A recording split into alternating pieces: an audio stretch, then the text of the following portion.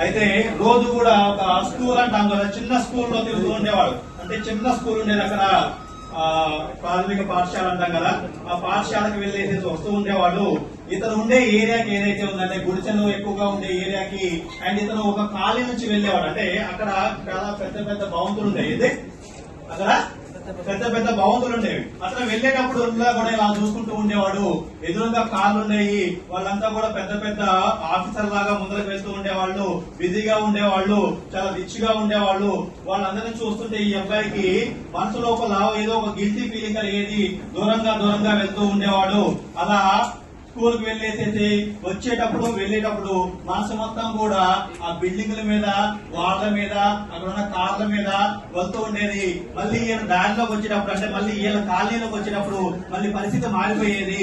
ఈ మారిపోయినప్పుడు ఆ చిన్న పిల్లవాళ్ళలో ఒక ఆలోచన వచ్చింది, నేను ఎందుకు ఇలా ఉన్నాను అండ్ వాళ్ళు ఎందుకు అలా ఉన్నారు అనేది.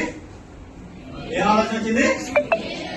నేను ఎందుకు ఇలా ఉన్నాను, నేను ఇంత చిన్న పేదవాడిగా ఎందుకున్నాను, కూలి గుడిసెలో ఎందుకున్నాను, అండ్ ఇలాంటి పరిస్థితి నేను ఎక్స్పీరియన్స్ ఎందుకు అవుతున్నాను, వాళ్ళకి ఏముంది, వాళ్ళ దగ్గర అలాంటి ఆలోచన ఏవి ఎలాంటివి ఉన్నాయి అనేది ఒక ఆలోచన కలిగింది. ఆయన చిన్న పిల్లవాడు, ఆయనకు ఒక ఆలోచన కలిగింది, మీలాగనే పాపం. ఓకేనా? చిన్న పిల్లవాడు ఆలోచన కలిగింది. అయితే ఆ ఆలోచనని ఎవరికి చెప్పుకోవాలని అర్థం కాక వాళ్ళ అమ్మ దగ్గర పోయాడు. ఎవరి దగ్గర పోయాడు?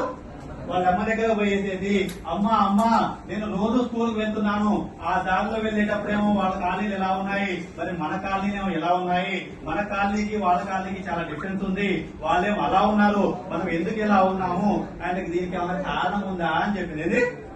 కారణం ఉందా అని అడిగితే వాళ్ళ అమ్మ పెద్దగా చదువుకోలేదు, కానీ ఒక విషయం తెలుసు, అంటే లోక జ్ఞానం తెలుసు ఆమె. ఏందయ్యా అంటే, ఏం లేదు నాన్న, నీ యొక్క ఆలోచనలు మార్చుకుంటే ప్రయత్నం చేయి, నీ యొక్క ఆలోచన కనుక మార్చుకుంటే మేబీ నీ జీవితంలో ఇంకొంచెం ఉన్నత స్థాయికి వెళ్ళొచ్చేమో అనేది ఇతనికి ఒక సజెషన్ ఇచ్చింది.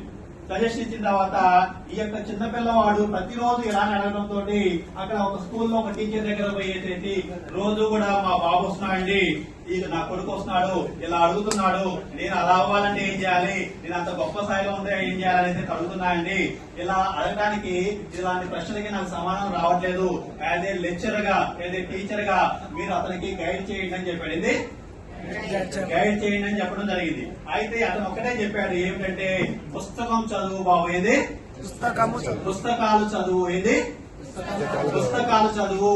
నీకు ఆ పుస్తకాలు చదివిన రచయితలు అని ఎదుర్కొన్న అనుభవాలు చదువు, నీ జీవితం ఖచ్చితంగా బాగుపడుతుందనేది పిల్లవాడికి సలహా ఇవ్వడం జరిగింది. ఆ పిల్లవాడు రోజు ఒక పుస్తకాన్ని, ఒక మంచి పుస్తకాన్ని చదవడం ద్వారా అతని జీవితంలో కొంచెం మార్పు కలిగేసేది. అతని ఆలోచనలు మార్చుకోవడం మీద ప్రయత్నం చేశాడు. ఏం చేశాడు? ఆలోచనలు మార్చుకోవడం మీద ప్రయత్నం చేశాడు. ఆ తర్వాత కొన్ని సంవత్సరాల తర్వాత అతను ఒక పెద్ద ఐఏఎస్ ఆఫీసర్ లాగా ఎదగడం జరిగింది. అండ్ అతను కూడా అప్పుడు ఏదైతే కలగన్నాడో, ఎలాంటి ఇల్లు అయితే, ఎలాంటి కార్ అయితే, ఎలాంటి పరిస్థితి అయితే కావాలనుకున్నాడో అతను కూడా దాన్ని పొందడం జరిగింది. ఇది థింక్ అండ్ గ్రో రిచ్ అనే ఒక నెపోలియన్ హిల్ అనే ఒక పెద్ద అద్భుతమైన పుస్తకంలో ఒక స్టోరీ చెప్తూ ఆ యొక్క పుస్తకాన్ని స్టార్ట్ చేశాడు నెపోలియన్ హిల్. ఎవరు? నేను మీ అందరినీ అడుగుతున్నాను, మీకు ఎప్పుడైనా ఈ ఆలోచన కలిగిందా? నిజాయితీగా చెప్పండి, నిజాయితీగా చెప్పండి, నిజాయితీగా చెప్పండి. Yes or no? Yes or no? Yes. మిమ్మల్ని అడుగుతున్నాను నేను, నిజాయితీగా చెప్పండి. ఈ రోజు మనసుని స్ట్రాంగ్ గా చేసుకుని బలంగా అనుకోండి మీరు. ఎస్, నేనెందుకు అలా అవ్వకూడదు, నేనెందుకు ఒక పెద్ద స్థాయిలో ఉండకూడదు, నేనెందుకు ఒక గొప్ప స్థాయిలో ఉండకూడదు, నేనెందుకు అలాంటి భవిష్యత్తు నిర్మించుకోకూడదు అనే ఆలోచన మీకు ఎప్పుడైతే కలిగిందో ఆ రోజే మీ జీవితం మారినట్లు. ఆ ఆలోచన రానంత వరకు మీ జీవితంలో ఎలాంటి మార్పులు కలగవు. ఇలాంటి ఎంతమంది మోటివేషన్ చేసినా గానీ మీ జీవితంలో మార్పు కలగదు. మీలో ఈ రోజు కనుక ఆలోచన వచ్చిందంటే నేను చెప్తాను, ఈ రోజు నుంచి మీ జీవితం స్టార్ట్ అయింది.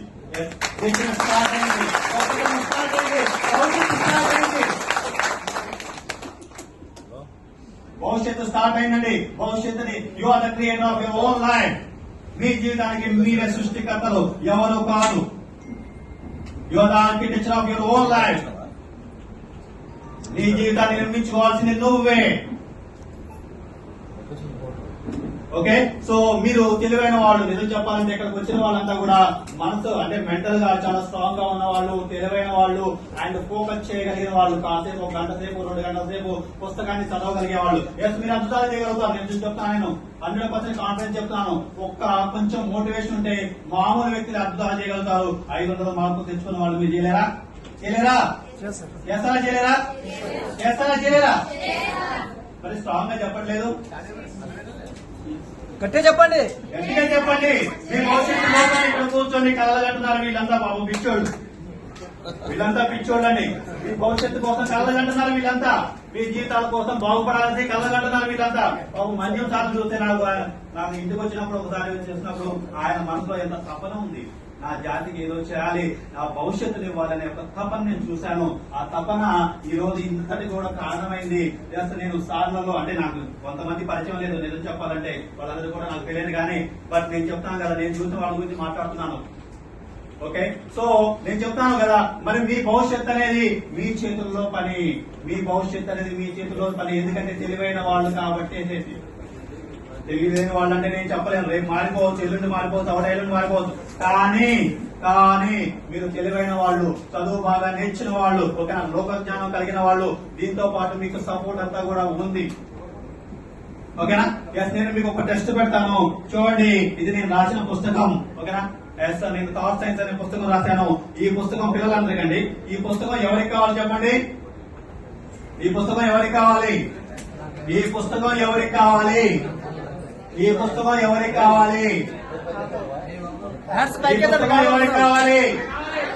ఈ పుస్తకం ఎవరికి కావాలి? ఈ పుస్తకం ఎవరికి కావాలి?